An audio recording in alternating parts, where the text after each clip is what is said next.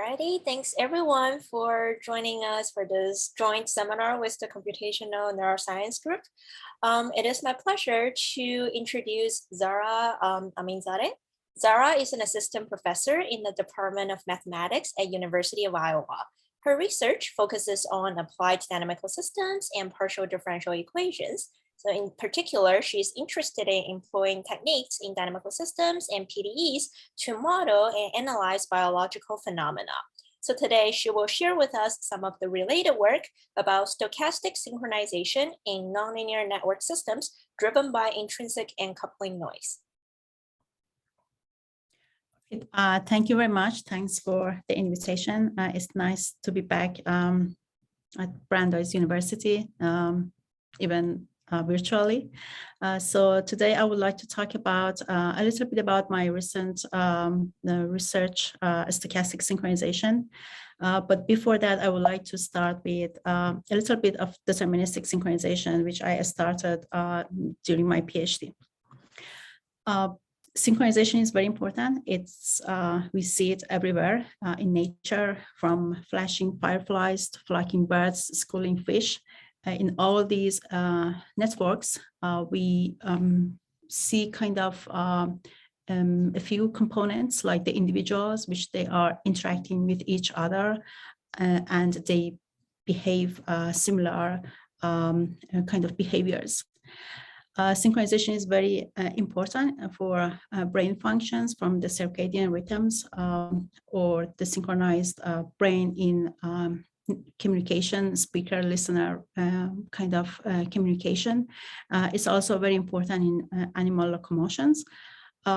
It also could be detrimental, like pathological synchronization in some of the disease like Parkinson and epilepsy. They are not very good.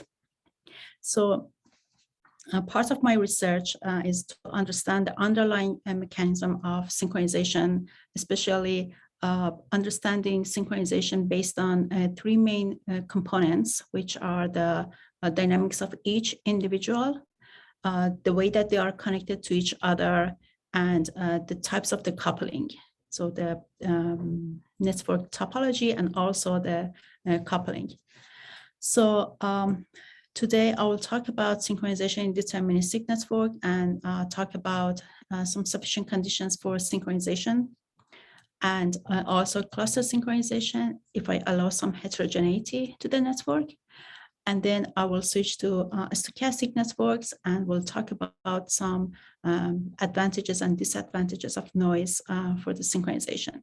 And through these two parts of the talk, I will discuss some future directions and ongoing projects.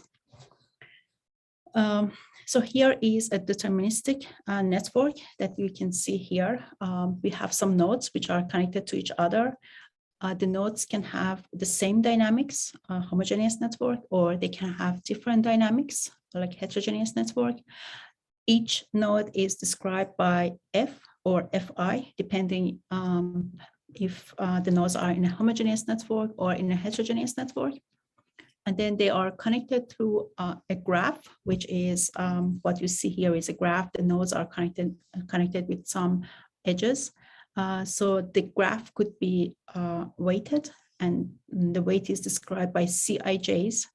And theseCijs could be positive if there is a link between the two nodes, and it could be 0 if there is no link between the nodes. H of xj minus xi is the dynamics of the coupling, a function, a nonlinear function, basically, which describes the coupling between each two nodes.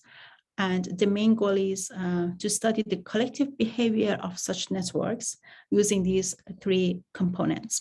So F or Fi. And for the network topology, I would like to talk about the algebraic connectivity of the underlying graph. So roughly speaking, the algebraic connectivity tells us how the graph is well connected. So for example, if you have an all-to-all graph, then it's a very well connected graph, and lambda 2 is large. If you have a star graph, then lambda 2 is small. Or if you have just a line graph, lambda 2 is small. So you can compute lambda 2. For this graph, you can write down the Laplacian matrix, and then you look at the second largest or the second smallest eigenvalue of the Laplacian matrix, and that's the algebraic connectivity. The collective behavior that... Did I hear you correctly that Cij can only be positive? You can't have negative, you can't have a mixture of positive and negative connections in this? So hereCijs are all positive or 0, right? So the examples of collective behaviors that I want to talk today are complete synchronization, when all the nodes are in synchrony, or cluster synchronization, chimera, etc. So I will get to these different types of synchronization. So that's the setup of the network. Here is what I mean by synchronization mathematically, and also, I mean, just intuitively, it means that all the states are the same, but mathematically it means that our mn dimensional ODE, any trajectory converge to a forward invariant manifold, which is defined in this way. All the states are equal, and the convergence is usually asymptotic or exponential types of convergence. So one direct application of synchronization is system reduction. You can always assume that n nodes are in synchrony, and you reduce these n nodes to only one node, and you reduce the dimension of your large systems. So one tool that I want to use today to talk about synchronization and to find some conditions for synchronization is what I want to describe in this slide. Before I talk about the tool, I just want to introduce a notation, which I think it's kind of easy to follow for any matrix A.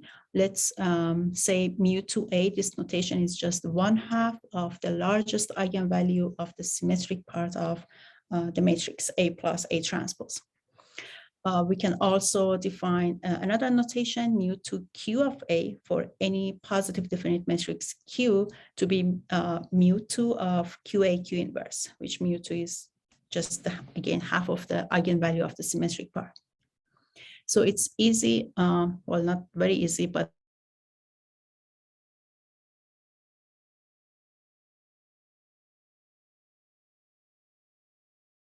we can show that. So remember, F is our intrinsic dynamics for each system. If you look at the Jacobian of F and add it to its transpose and look at the largest eigenvalue, if this quantity is negative, then your network synchronizes. So that's one sufficient condition for synchrony. Okay, but it only depends on the intrinsic dynamics, and it doesn't depend on the network structure, like the coupling strength or the graph. So we can generalize this notation, that's so-called matrix measure for any. So this matrix measure that I write here for any matrix A and for any norm, LP norm, you can define mu PA to be this limit, which is in fact the derivative of the matrix operator norm induced by LP norm. So this might be a little bit technical, but mu P is the generalization of mu2. This expression here, if you write it down, that would be just this largest eigenvalue of the symmetric part. And again, we can generalize this result if for any weighted LP norm, if there exists a weighted LP norm such that mu PQ of the Jacobian of F is negative, then the system would synchronize.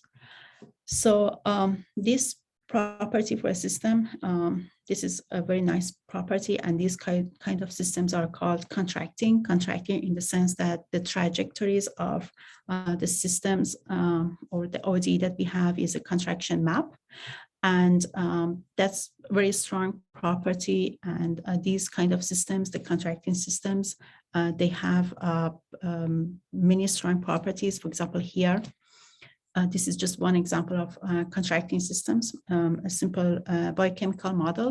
Suppose that X binds to S and produce Y. And here is the equation for producing X with some rate Z of T. and the production of y. So we can write down a set of equations for this reaction. And we can show that for some weighted L1 norm, this system is contracting. So what does this mean? What property does this system have? So one property is that if we have a z of t, which is the rate of production of x, if z of t is periodic, then the system entertains to this periodic input. Also, the system synchronizes for free, no matter what type of network we consider. Okay, so it's very nice. I mean, this is another part of my research. I just wanted to advertise the contraction theory, contracting systems a little bit here. It's a very strong tool, I believe, but not all the systems are contracting, and this is something much more stronger than synchronization that we want. So synchronization, especially for diffusive types of coupling, there are special types of solutions that we want to show that they are stable. So we really don't need to show that all the trajectories converge to each other. We just want to show that all the trajectories converge to the synchronization solution. Okay, so I just stop here for contraction systems. I only use this notation here for the rest of the talk, mu2 of A. When you see that, that's what I mean. And now, from now on, I want to take advantage of the connectivity of the network and find some conditions which foster synchronization. So again, back to the condition. So I want to describe this condition. We have the network dynamics here, and the condition depends on the Jacobian of F, which is a matrix, lambda2, the algebraic connectivity, how the graph is well connected, times D, which is here, just for the purpose of the talk, I assume a linear types of coupling. So D is a matrix which connect these the nodes. Okay, so we have a matrix here. For this matrix, we compute mu2q for some appropriate weight q. If this quantity is negative for all the states, then we get global synchronization for the network. Okay, just one more time, last time, back to any other norms. For any LP norms, the conjecture is that we can generalize this result for any LP norms. We proved it for some specific graphs, but not for any arbitrary graph. All right. So that's what I wanted to talk about synchronization. I also want to talk about cluster synchronization a little bit. So far, I only assumed homogeneous network, all the nodes are the same, but now I want to allow some heterogeneity to the network and see how the condition that I found here would change if I allow some heterogeneity on the dynamics of each node. Here, what I'm showing here is just two clusters or two groups. In each group, the dynamics of the nodes are the same. So we have homogeneity in each group, but heterogeneity over the two groups.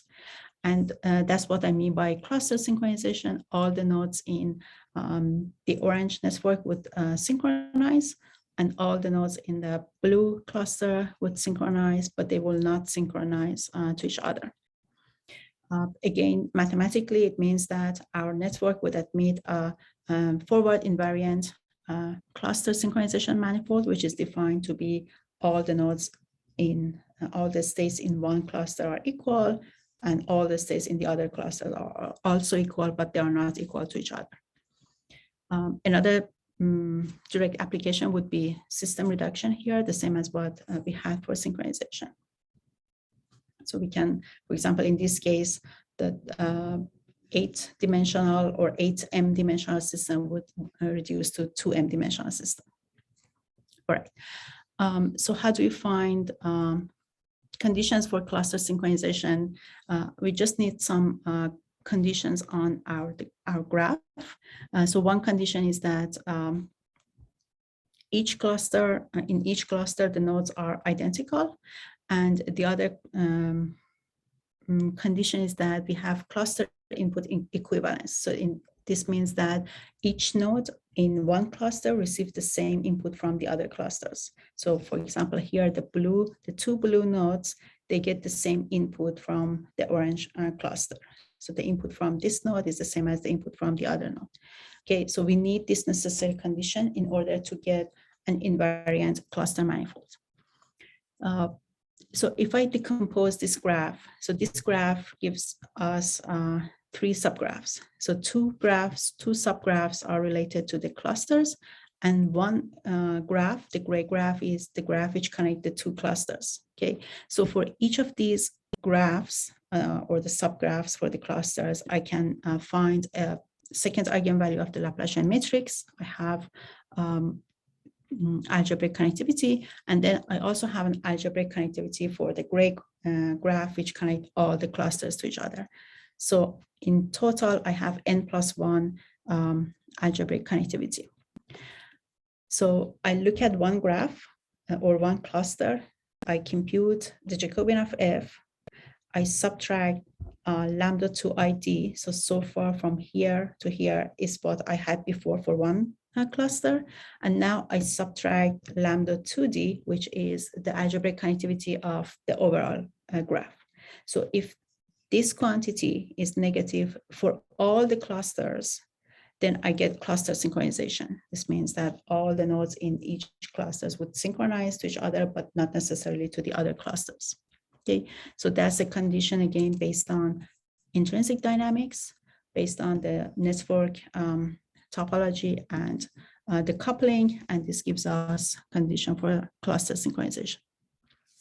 All right, here is an example for 3 clusters, one Hodgkin, actually one Fitz-Nagumo, and 2 Henry-Schro's equations, but with different parameters. So in total, we have 3 different clusters. We found some coupling strength, which this is a threshold for coupling strength based on all the network parameters, which gives us cluster synchronization. Okay, and this is what we found in the previous slide. So one thing which I think is interesting in this cluster synchronization is that our condition says that all the clusters need to have that property that mu2 be negative. So what about if mu2 of one cluster is negative, but mu2 of the other clusters are positive? Can we get synchronization on that specific cluster? So this is something that we Sorry, I have a quick question. Yeah, sure. Sorry, go ahead. Yeah, could you repeat the definition of the matrix measure? Like, what's the Q way? Mu2 Q. So I mean, let's forget about Q for a second. Let's say Q is identity. The mu2 of this matrix is just 1/2 of the largest eigenvalue of this matrix plus its transpose. Okay. Okay, so you compute this matrix, its transpose, you add them up, you get a symmetric matrix. All the eigenvalues are real. You take the largest eigenvalue. Okay, and then for mu p, it's like the LP norm minus the identity or something, and then you replace the identity with Q or something.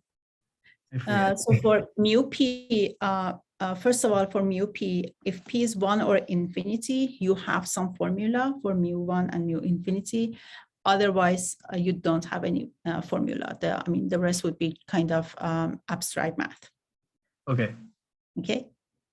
All right. And is it important what Q is? I guess that's like that's what I'm. It is important. Thanks for asking, because the point is that finding this norm is very crucial, because you may find another norm which the mu of the matrix is positive, but for some other norms it's negative.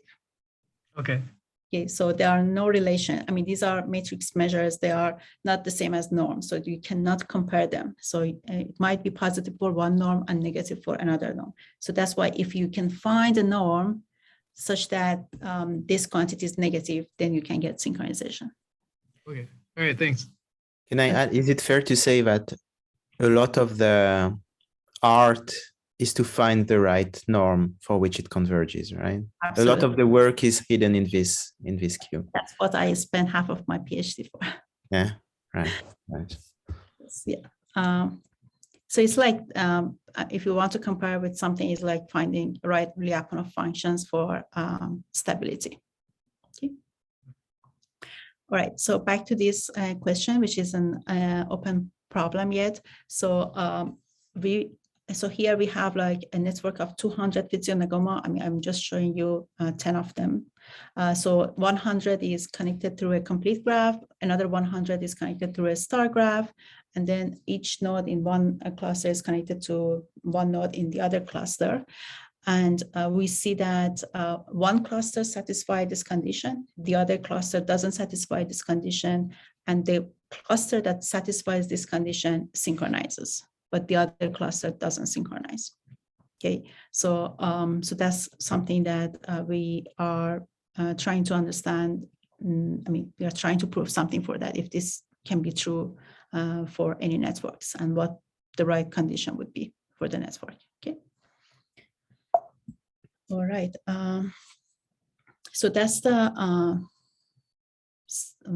end of my the first part of my talk about the deterministic networks. I gave you the notion of matrix measure and contracting system a little bit.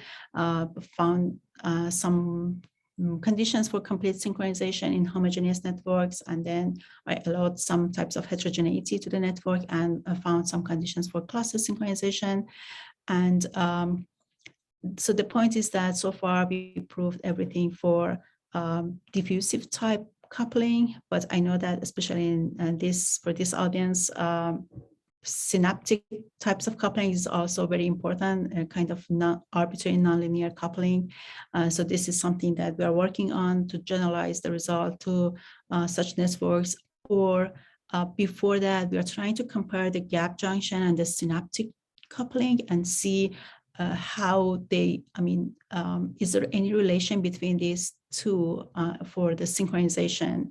And then if we can kind of change our, because so far we have type of diffusive coupling, but this is kind of nonlinear diffusive coupling. So can we at least get some results about synaptic coupling using what we have, or can we change it a little bit and say something about synaptic coupling? But this is something in our mind, of course, and we know that we are aware that this is very important to have some results for synaptic type of coupling.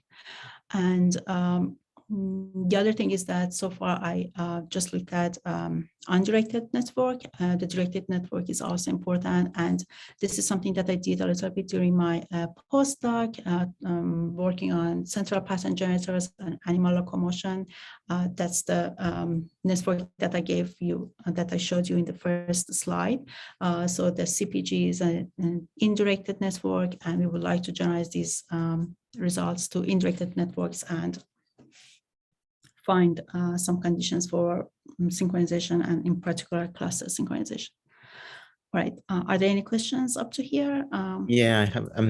Regarding this extension to gap junction, to synaptic coupling, one of the interests I think of gap junctions is that the fully synchronized system is a fixed, is an invariant manifold, in the sense that if you start from it, you have no input that push you out of it. So would there be, if that's correct, and would there be any generalization of that, or any constraint on the coupling that you would need to put on synaptic type of coupling that would ensure that you can look at synchronization as a state, as an invariant state in the system? Right, you're right. So so one thing is that the synchronization, because when you have the gap junction kind of coupling, diffusive coupling, they would cancel out when you take the difference between the states, and you get invariant manifold, right?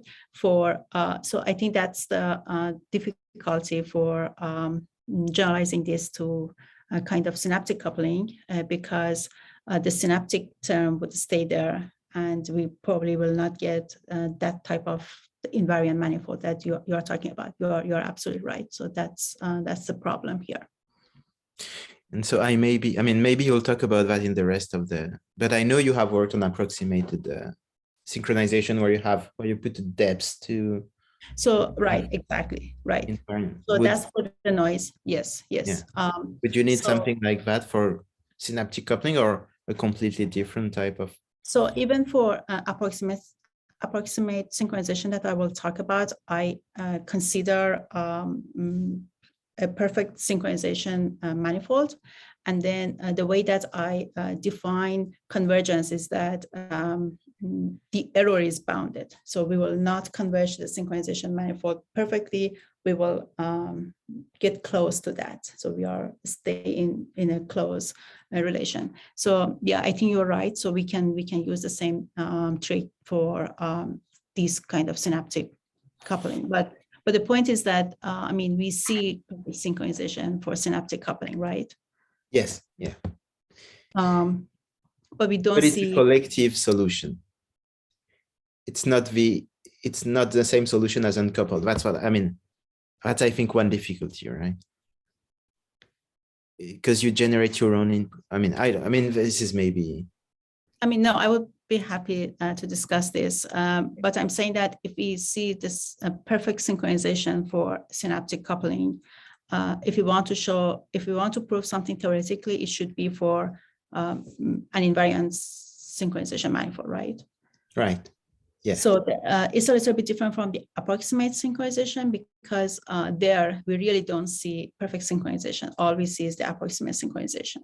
I'm saying that it might not be exactly true to prove like approximate synchronization for synaptic.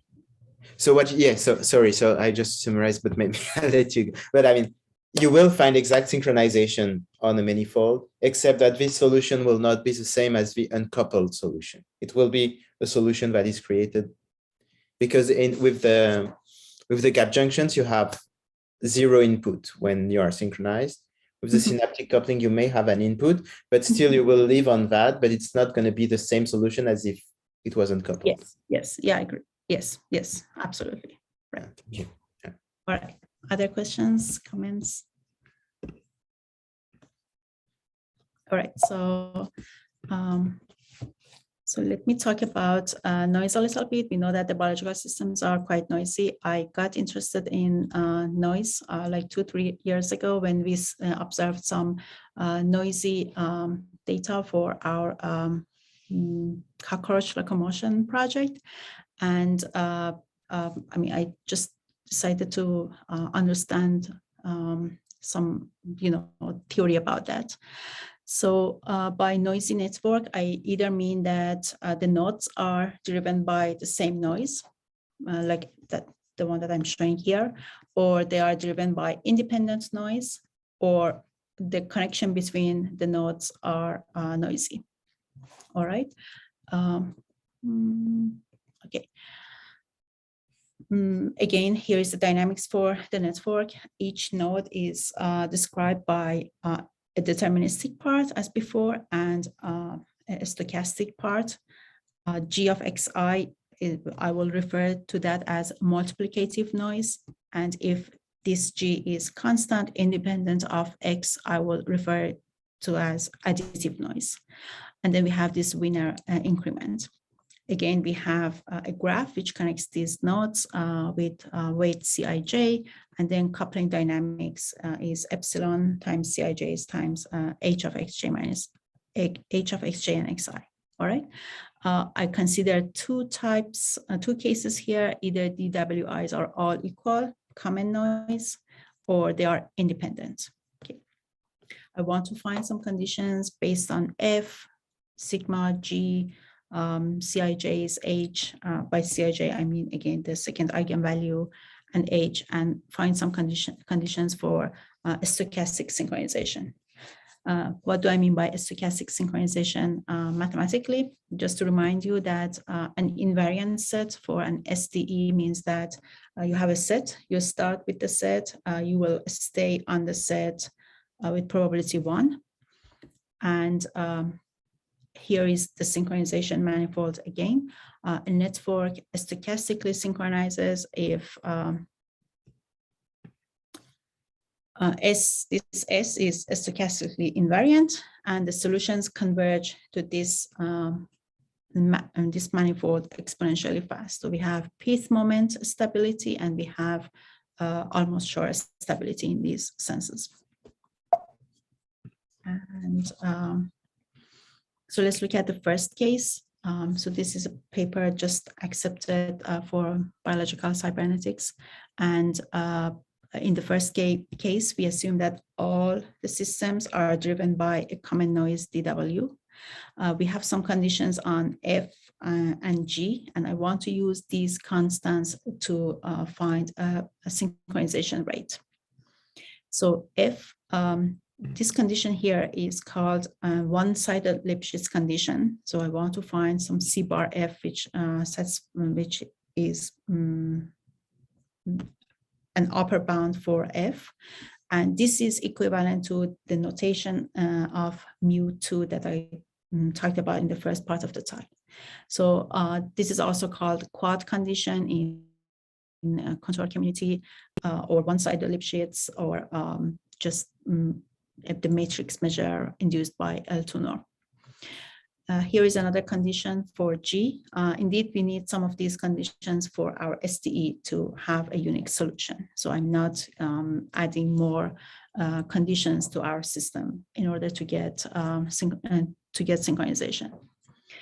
So we get second moment stability. Here, if C is negative, we get stochastically synchronized network. Let me talk about this C, the synchronization rate, a little bit. C depends on C bar F, the intrinsic dynamics. The second eigenvalue times the coupling strength. So the first two terms is exactly what I showed you for deterministic systems. And now we add noise, and that's the contribution of the noise to the synchronization rate. As you see, this term here is a positive term.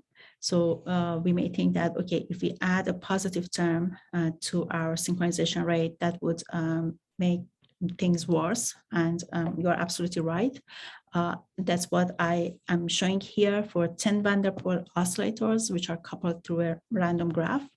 When there is no noise, we get perfect synchronization. When we add additive noise, when the noise is independent of our states, which C bar G is 0, we don't have any term here, so nothing would change. We get perfect synchronization, no matter how the sigma is large. And then when we get, sorry, I need to, my battery is dying. I'm so sorry. Just 1 second.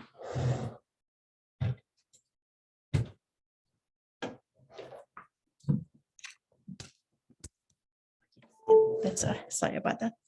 So when we have multiplicative noise, we start with synchrony, we increase sigma, C is still negative until some point, and then C start to be positive, and we get desynchrony. So this says that noise is not good for synchronization, which might be more intuitive. And it's reported and it's proved in many literature that noise is not good. But on the other hand, we have a lot of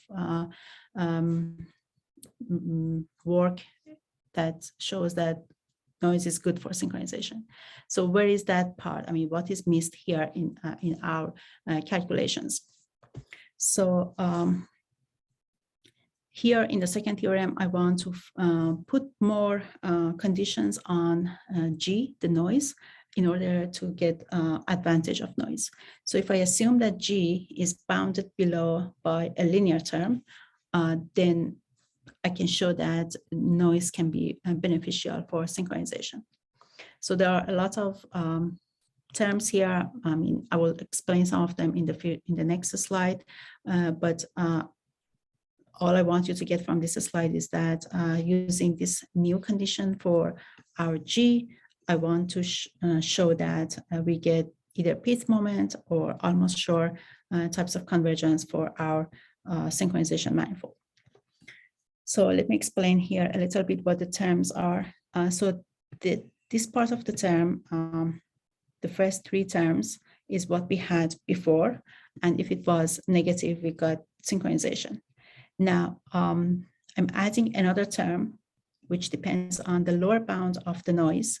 And luckily, this term is negative. So it contributes to the synchronization rate in a good way, okay?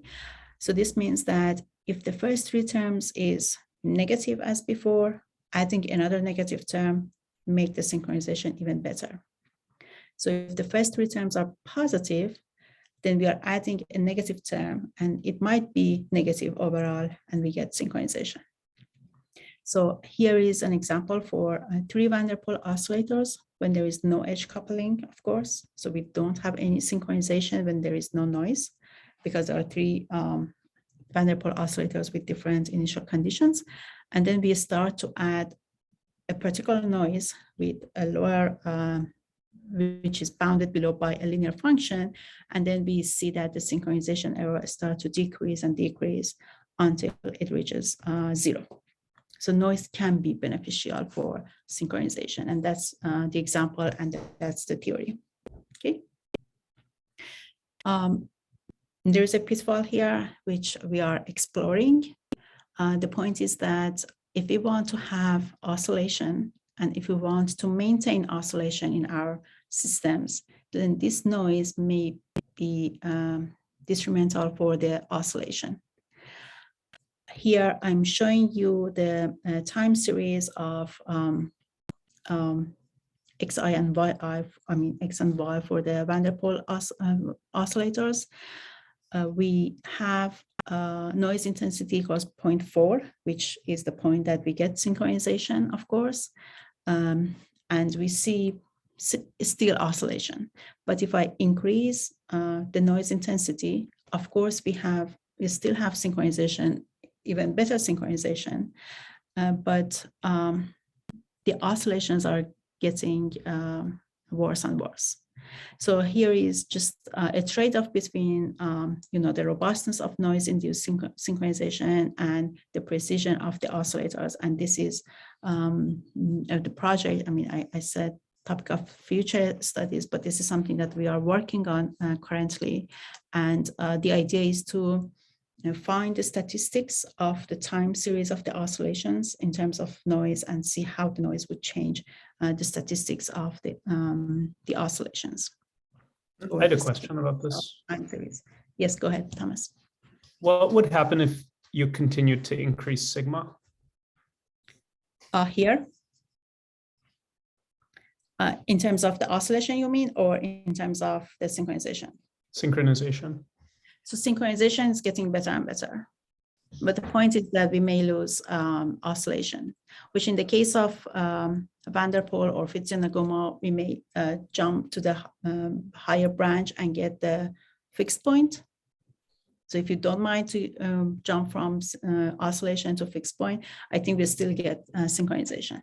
And so this is specific to the common noise situation?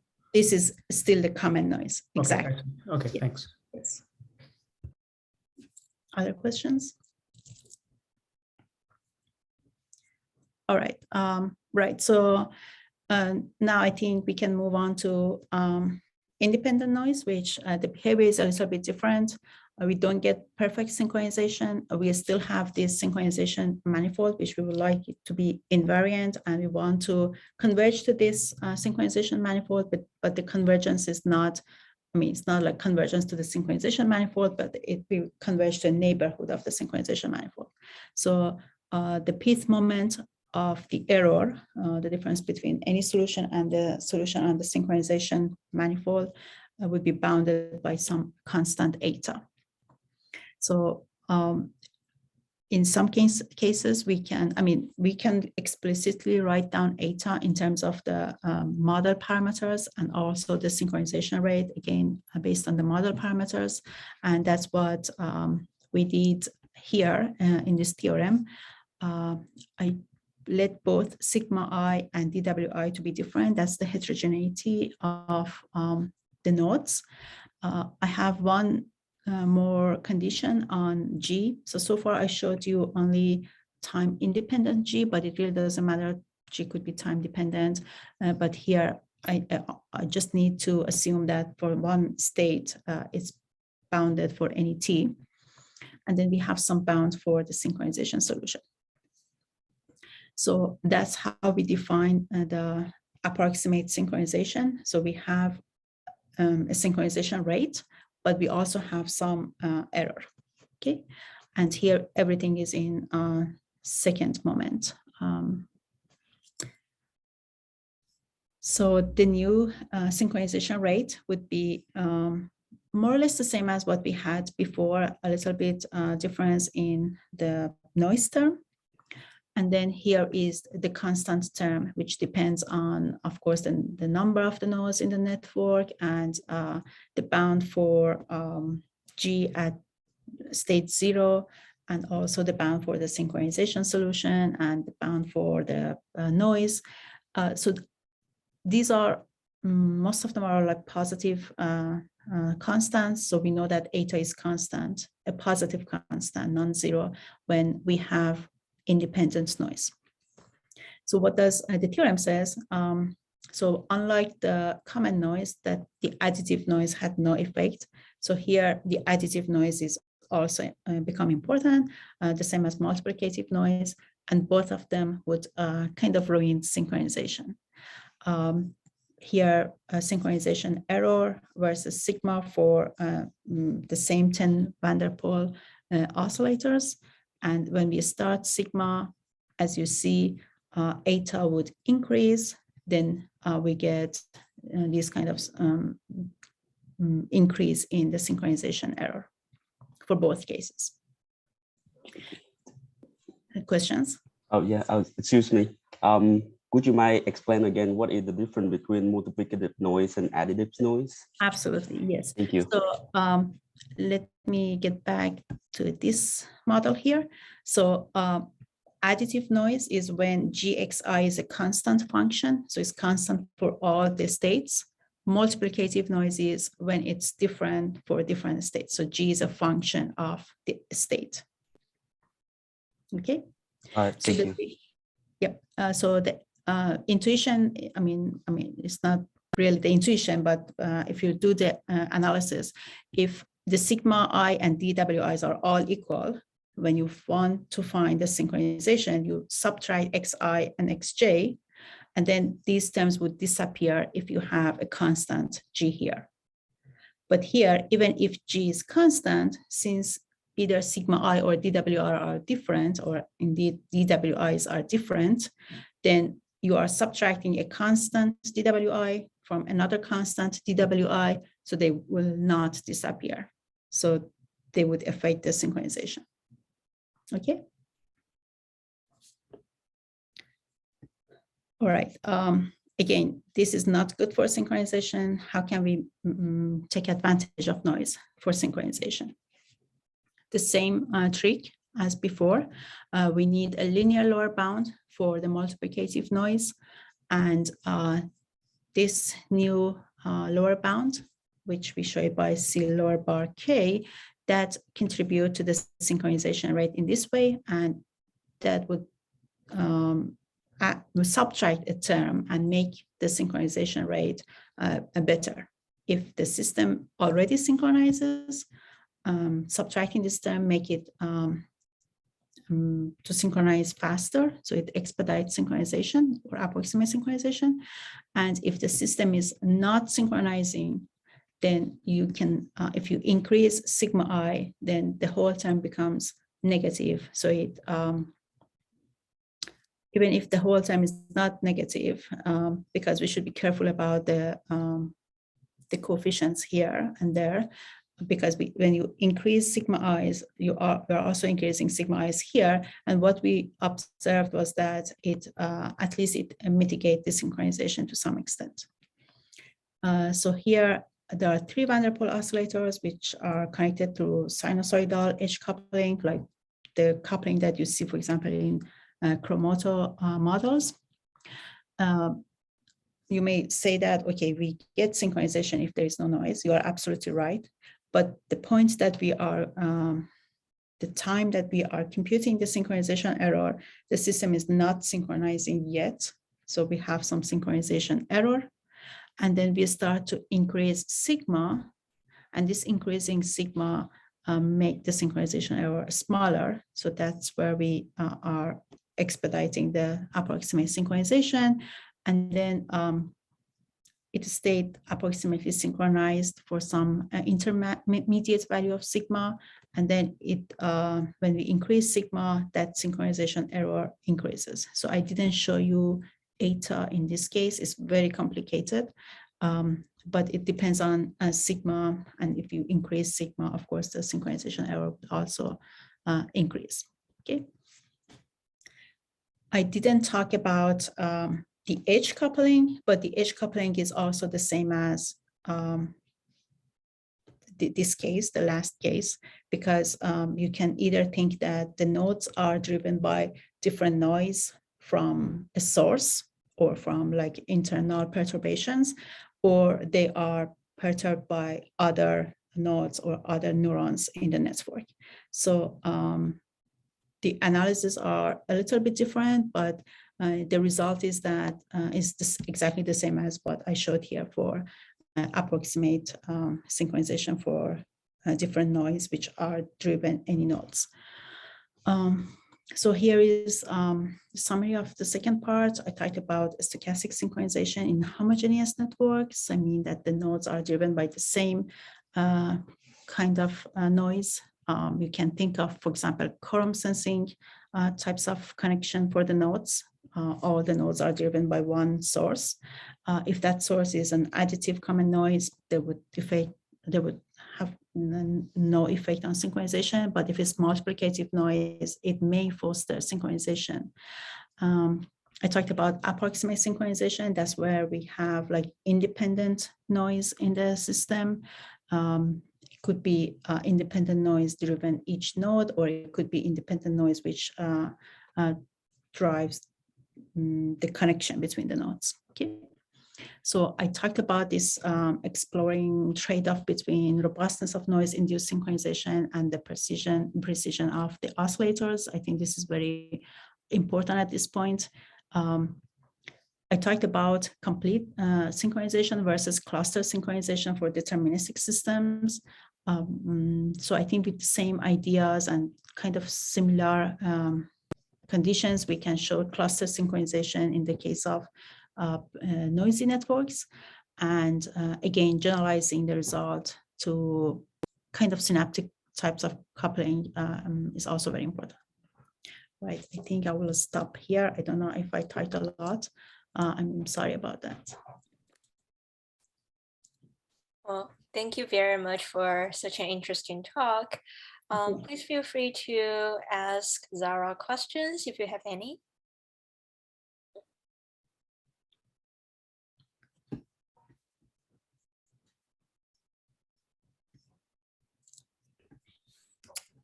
I don't have much more questions. I think it's very interesting work. I think it makes sense that when you put common noise, you expect that you have this kind of synchronization effect when the noise kind of starts leading the dynamics. But I find it very interesting, this difference between multiplicative and additive noise. There are some notions that I think I've been interested in the past, but that are regularizing effects from kind of law of large numbers. Like right now you have been looking at finite networks, which is harder to synchronize. But when you have a lot of neurons, things become kind of easier in a sense, because they average out.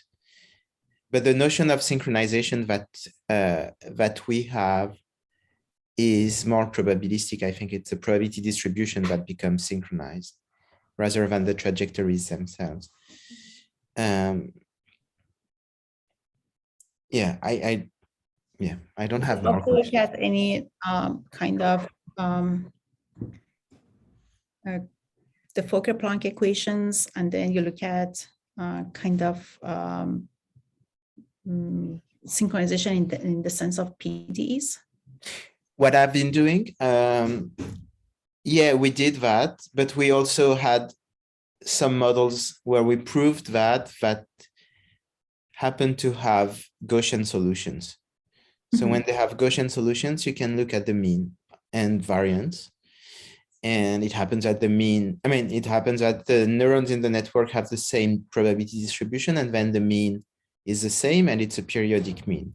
So that you have this kind of probability distribution, and the variance also is periodic. And so then you have all neurons have the same probability distribution, and then they oscillate at the same, I mean, around the same cycle. So at the same phase on the same cycle. However, they are independent realization of a process that oscillates. So that's a little different.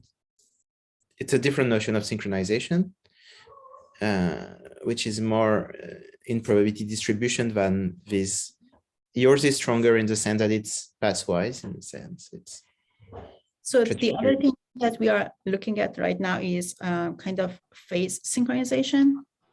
So instead of looking at the full synchronization, we would like to look at phase synchronization.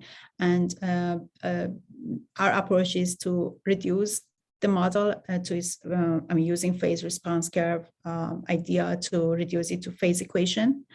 And then, so phase response curve, I think, would be a good control function to, tune it a little bit and try to get phase synchronization instead of the full synchronization. So I don't know if that would related to what you mentioned here, or yeah. I mean, it's different type of synchronization. Harder. These phase reductions are harder because the noise that you get is not just additive noise, or it's a complicated structure, right? You have. So that's what we are interested in, multiplicative noise here, because of the phase response curve, you will not get additive noise. Exactly. Mm-hmm. Mm-hmm. Well, thank you. Yeah, very interesting. May I ask something? Yeah, absolutely. Oh yeah. So thank you as well for the talk. Very interesting. So I'm a bit confused, I guess. So so here you mentioned that additive common noise have no effects on synchronization, but I remember earlier you was mentioning the positive and negative noise. Is it something not related to additive noise, or I should misunderstand it? I mentioned positive and negative. Yeah, I remember you say something in terms of when the noise is positive, then synchronization will get bad or something. Oh, it's not. Oh, okay. Yeah. Sorry. So let me, for example, look at here. Okay. So it's not the noise to be positive. This is the just a combination of all these terms. So I'm saying that each component in our network contribute to the synchronization rate, and we want this rate to be negative. I mean, when I say synchronization rate, I mean this convergence rate to the synchronization manifold. This must be negative in order to get synchronization stable, right? So this CA, it could be positive or negative, right? I'm saying that in this case, if it's positive, we are subtracting a term, and we can choose the term such that the whole thing becomes negative, for example. Or if it's negative, we are subtracting another negative term, so the whole thing would be more negative, so better synchronization, right?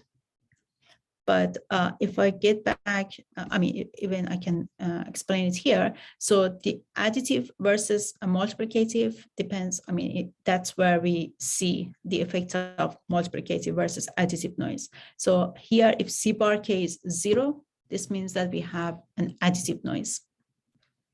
So the whole term would cancel out. So it doesn't appear in the theory. And we did the simulation, it doesn't affect even in the simulation. That's the additive noise. Now, if we have multiplicative noise, this C bar K is non-zero here. So we have a term here, which is contributing to the to the convergence rate, to the synchronization manifold. Did I answer your question? Yeah, that clarified my question. Thank you. Oh, no problem. Yeah, it's not about the noise, it's about the convergence rate. I see. Another question, maybe a silly one, but what make a noise become uncommon? I'm not sure like why common noise, the noise that you using for this this example.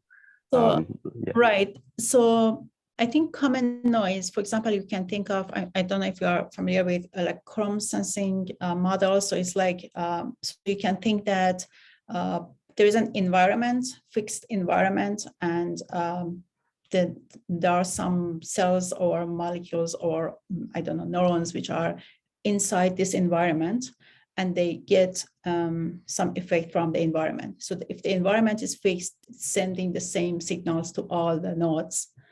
So it's kind of a common noise, right? So it's like you can think of some external input to all the nodes in your network. So this external input, this external nodes would send the same external inputs to all the nodes. So it's a common noise, okay? And on the other hand, independent noise is, in fact, this is more common, that you can think that, for example,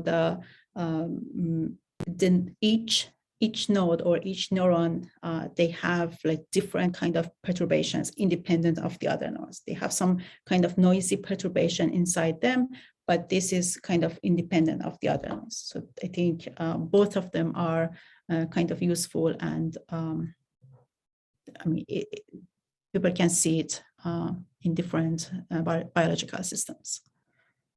Yeah, cool. Thank you very much. Yeah, no problem. Thank you. Any other questions? Do we have any more questions for Zahra?